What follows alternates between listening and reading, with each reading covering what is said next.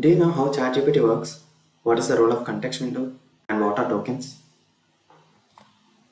Hi, welcome to the WebTechAI YouTube channel. In our previous video, we covered the basics and explored the interface options of ChatGPT. If you missed that, check the link in the cards above or the description down below. I highly recommend you to watch that before diving into this one. Now let's explore more about ChatGPT. Firstly, ChatGPT is a language model developed by OpenAI based on the GPT architecture, which stands for Generative Pre-trained Transformer. GPT is a type of artificial intelligence trained on a diverse range of internet data, enabling it to generate human-like responses for various inputs. In this video, I'll be using ChatGPT 3.5, which is free to use. Speaking of ChatGPT 3.5, it don't have an access to the internet. It responds based on the data it was trained on.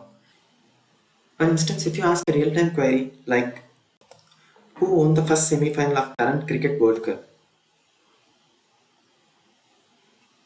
well, it won't have the latest information since its training only goes up to January 2022 at the time I'm recording this video. But at the end of this video, I'll reveal how to empower ChatGPT with internet access, unlocking the latest data for free. Stick around till the end of this video for that. Moving forward, ChatGPT does not have the ability to fetch information from other chat, as it stays focused on the ongoing topic within the same chat. Let me illustrate. Let's open a new chat and ask, can you answer the recent question that I asked in another chat? It cannot answer because it can only continue the discussion based on the ongoing topic within the same chat. Now let's explore the concept of context window. Let's go back to the old chat and ask the ChatGPT, what is the last World Cup that you remember? Even without specifying the Cricket World Cup, it defaults to cricket. But ask the same question in the new chat and it might surprise you. Let's see. Open the new chat and ask the same question. What is the last World Cup that you remember? Now it responds about FIFA, not cricket. But why the switch? The magic lies in the context window. Context window refers to the portion of the conversation or the text that the model uses to understand the current input and generate the relevant output. Let's understand this with our example. Consider this example. In our chat, we asked about the last World Cup. And the context window includes our current question and the preceding words in the old conversation. That's how it knows we are referring to the cricket. But in the new chat, where we only asked about the last World Cup with no mention of cricket. That's why it answered about some random World Cup. In this case, it's FIFA. So the context window is the guiding force here. Now let's talk tokens. Is there a maximum limit to the length of the input that ChatGPT can handle? Of course, it's not limitless. It can't tackle the lengthy questions that crosses the token limit. So what are tokens? ChatGPT considers the text in terms of tokens. OpenAI provides this tokenized tool where you can see how your characters or your text is transformed to token. Normally, 4 characters is approximately considered as 1 token. Tokens are nothing but sequence of characters. For those interested, check out the tokenizer tool to see how specific characters transforms into token. I'll be providing this link in the description down below. Now, the context window's limit is expressed in terms of token. It varies based on the model. For GPT 3.5, it is 4096 token. Exceeding that, you may need to truncate the text to fit within the limit. Remember that long inputs may also receive incomplete responses due to the token constraints.